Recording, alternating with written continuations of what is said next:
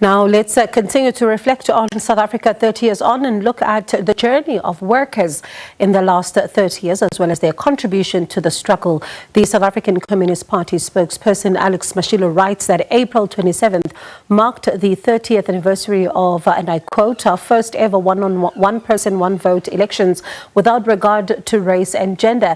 And he also continues to say, and I'm quoting, the oppressed and most exploited workers were no passive victims or bystanders in our liberation struggle that ended the apartheid regime. Let's speak about this further now.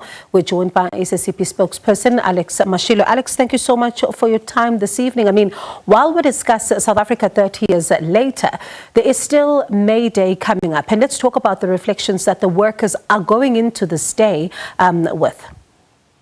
Yes, the May Day is quite important. It originates from struggles by workers in the United States to improve their conditions, particularly to achieve the 8-hour working day. The capitalist employers produced profit by extending the working day endlessly, impacting on the health and safety of the workers, among other things. So the victory in the United States became a global symbol to the workers that they can intensify their struggles to achieve their rights and make progress in their living conditions. In our country here, we experienced colonial expropriation, racial oppression, and gender domination, all of which were based on the capitalist exploitation of workers. But let us be clear, workers were not the passive victims of oppression.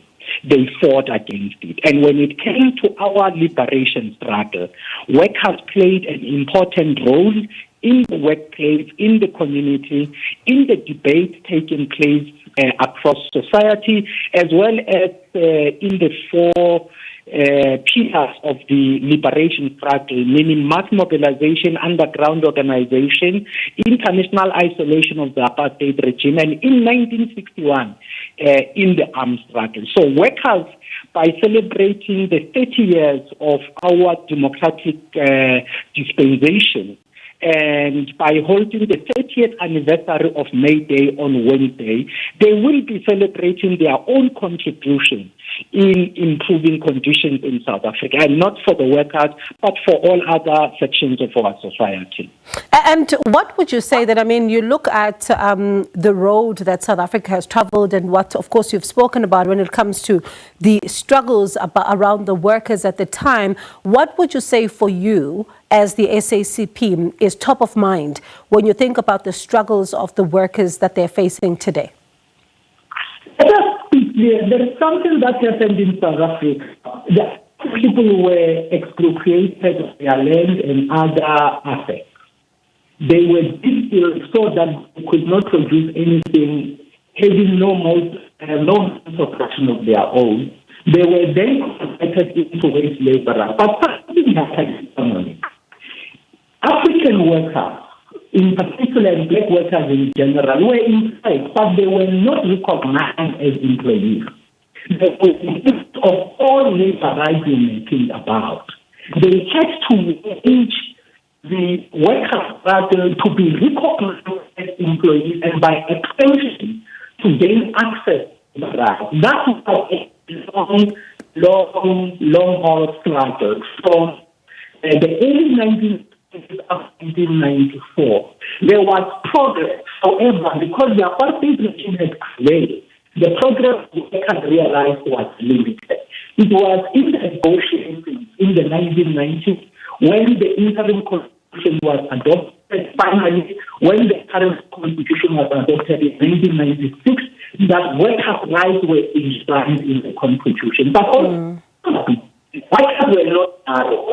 They were focusing also on rights for other sections of our society, women's rights, children's rights, socio-economic rights, political rights. And they were focusing on shaping our institutions of democracy, because the achievements that will arise from that with their achievements and will benefit other sections of society. Yeah, and unfortunately your line is letting us down somewhat there, Alex, but let's try to see how much we can hear from you. But there's also, of course, the real challenge that the workers are facing right now, and that is around the rising cost of living as well. What impact is this also having on their daily struggles?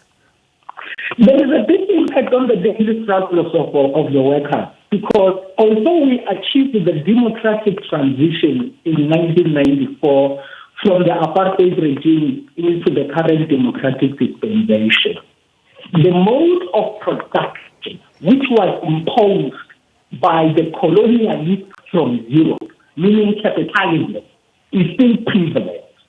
So workers produce wealth in production, and the wages they are paid are always less than the value that they create in production. That's where this whole problem of the cost of living originates from, because the distribution of the wealth of society is such that more goes to the tiny minority of the capitalist class and less goes to the majority of the workers. And as prices increase, workers are impacted, and the capitalist class do not feel the impact as they own almost the entire wealth of our society. So we not only look at the effect, we must look at the cause of the whole situation. And if we look at the cause of the whole situation, we'll go to the root of the matter and be concerned about altering the equation. If we can get workers paid concomitant with the value that they create in production, we will go a long way in dealing with this problem. But we also need to introduce changes in our economy to combat the rising cost of living. Some of the factors driving the rising cost of living are external to South Africa. You will know that we are all import-dependent country. We import also petrol and diesel. And when the international prices of oil and diesel as well as petrol increase, that translates into increases in food production, food transportation of clothes, and so on. And we begin to see that go down into the pricing model. So those are some of the things we have to do. All right, Alex, thank you so much for sharing your reflections there ahead of Workers' Day with us, and of course, reflecting on South Africa's journey 30 years on. That's Alex Mashilo, the SACP spokesperson. And moving on to this, Kabza Small and Mthunzi scooped 4 awards at the 18th Metro FM Music Awards in Mbombela.